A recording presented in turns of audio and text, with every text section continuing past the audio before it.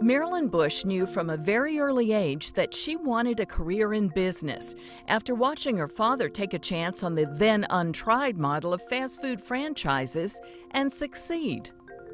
I really admired my father, not only for teaching us how to have a strong work ethic, but how to deliver in terms of customer service and his spirit of entrepreneurism.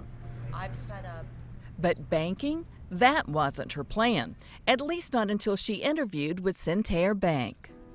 I fancied myself in being very analytic, kind of a number-oriented kind of a gal.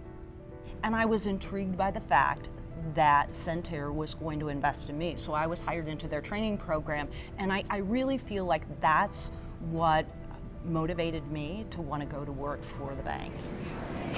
How are you? It's good. Nice to meet you. Creating value.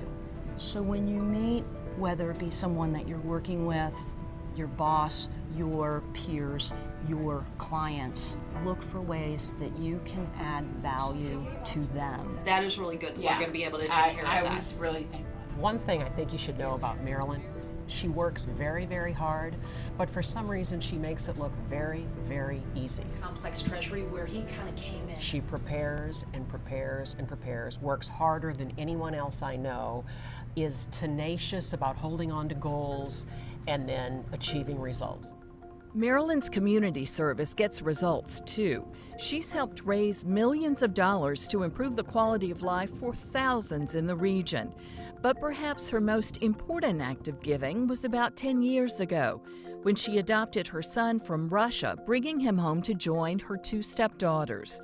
Marilyn says she was the one who got the gift.